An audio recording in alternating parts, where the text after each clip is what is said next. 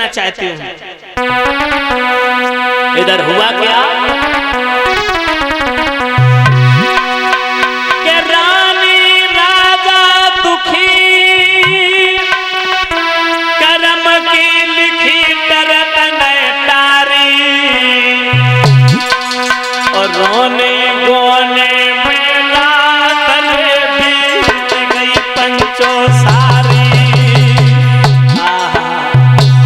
परीक्षित जी सारी रात निकल गई रोने गोने में। रोती नहीं महारानी, सुनी थी।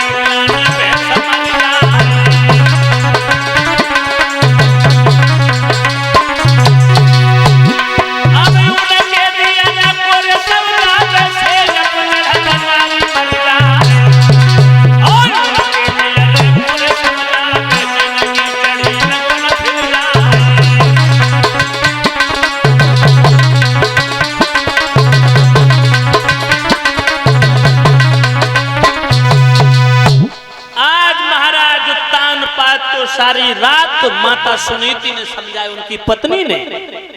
सुबह हुआ, राजा महलों से दरबार में पहुंचे। जो राज दरबार में पहुंचे सबने खड़े होकर के राजा का स्वागत सत्कार किया। राजा बोले, बैठ जाओ सभा के लोगों, जो आप मुझे सम्मान दे रहे, ये सम्मान के लायक नहीं रहा मैं। मंत्री बोला, क्यों महाराज, क्या बात हो गई? राजा कहने लगा, मैं निर्वंशिया हूं।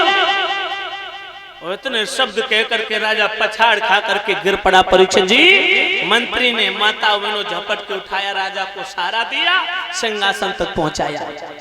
जब सिंहासन पर बैठ गए राजा, मंत्री ने देखा, कहा महाराज बोलो। महाराज आज बड़े चिंतित नजर में आ रहे हो महाराज, बात क्या है? चिंतित क्या रे मंत्री, आज सारी रात सोया नहीं, नींद नहीं आई। नींद नहीं आई है? हाँ। क्या बिस्तर लगाना भूल गए थे? बिस्तर भी लगाया था मगर मुझे नींद नहीं आई। फिर क्या भोजन ग्रहण करना भूल गए? भोजन भी किया था मगर फिर भी नींद नहीं आई। तो महाराज बात क्या है? बात यह है, क्या? मैं निर्वंशिया हूँ। निर्वंशिया का चेहरा देखना पाप होता है। आज मेरी रानी ने सारी रात मुझे सोने नहीं दिया। एक प्रस्ताव रखा, क्या? बोले, तुम दूसरी शादी कर लो। दूसरी शादी करोगे, दूसरी दुल्हन आएगी, पिया बाकी गर्भ से कोई ना कोई संतान पैदा हो जाएगी। लेकिन मैंने रानी से मना किया, लेकिन रानी अपनी बात पर हट कर गई, वो मानती ही नहीं। महाराज। हाँ मंत्री। जो आज बात रानी ने कही है, हाँ, यही बात मैं बहुत दिन पहले कहना चाहते थे। फिर कहा क्यों नहीं? मैंने इसलिए नहीं कहा कि आपको कहीं बुरा ना लग जाए। महाराज आप दूसरी शादी कर लो। हाँ। एक बात बता रहे, दूसरी शादी करना शोभा देगा? क्यों महाराज? समाज के लोग क्या कहेंगे? महाराज तो शादी मरघट नहीं होगी। नहीं महाराज, समाज के लोग कुछ नहीं कहेंगे महाराज। महाराज संतान की प्राप्ति नहीं हुई है, निर्वंशिया का कलंक है महाराज। आपका फर्ज बनता है, आप दूसरी शादी कर लो महाराज। मंत्री, अगर तुम्हारी सबकी इच्छा है तो मैं आप लोगों का प्रस्ताव पास करता हूँ। मैं आपकी सहमति में सहमति मिलाता हूँ। बिल्कुल महाराज। जाओ कोई सुंदर राजा की राज दुलारी दे करके आओ, तत्काल मेरी शादी की तैयारियां करो। ठीक है महाराज, जैसी आ गया। परीक्षित महाराज, मंत्री ने जाकर के एक मगध सेन नाम का राजा था।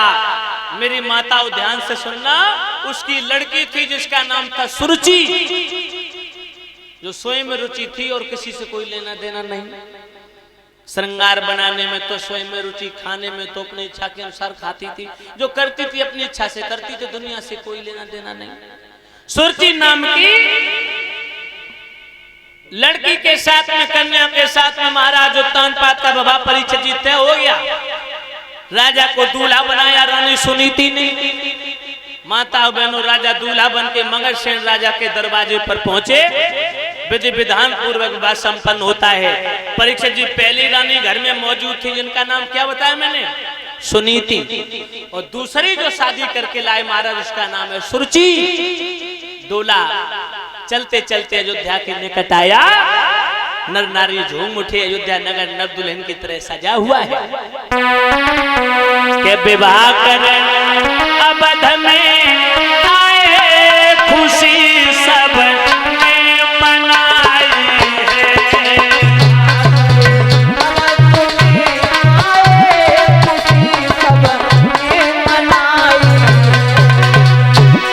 विवाह करें अवध में आए, खुशी सब ने मनाई है। पहली रानी सुनीति थी, पहली रानी सुनीति थी, दूसरी सुरुचि आई है।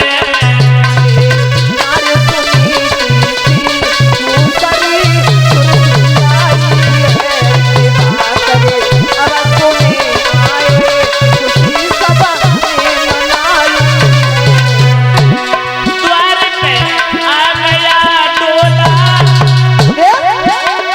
खबर रानी ने सुन पाई। क्या बोले सुनीति, बहन को, दीदी को, बहन को अंदर ले आना, तुरंत पानी बनाई है।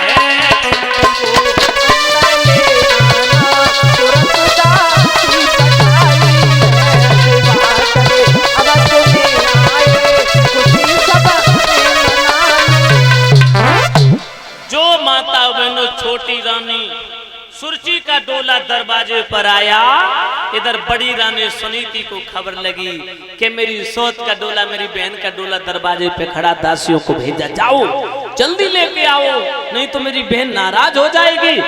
परीक्षित जी दासियां चली, आरती का थाल सजा करके, फूलों का हार रख के, और जो डोला के पास में आई धीरे से आवाज दी, छोटी रानी, छोटी रानी, छोटी रानी।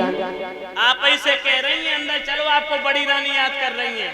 इसका मतलब महाराज का विवाह हो चुका था क्या? और क्या तुम्हें 80 साल को बुढ़ा नौजवान दिखाई दे रहा हो?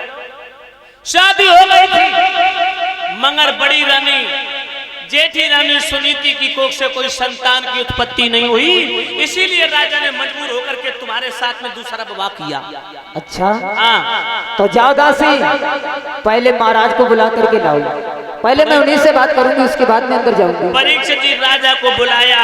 राजा के लगे अंदर जाओ, तो सुरुचि जवाब देती है, महाराज एक बात बताओ, जब तुम्हारे घर में पहले से तुम्हारी पत्नी मौजूद थी, तो फिर मेरे साथ विवाह करके मेरी जिंदगी को नरक क्यों बनाया? ओरे बूढ़े, तूने मेरे साथ में इतना बड़ा विश्वासघात किया। और परीक्षित जी वो तो नांगनी की तरह फुसकारने लगी। देवियों देखिए उसकी हैवानियत क्या जवाब देती है। जब एक तुम्हारी रानी थी, तो फिर हम ही व्यर्थ ले आए हो। अब भोग करने को काफी थी, वो भोग करने को काफी थी। हमें बाहर झोंक पे लाए हो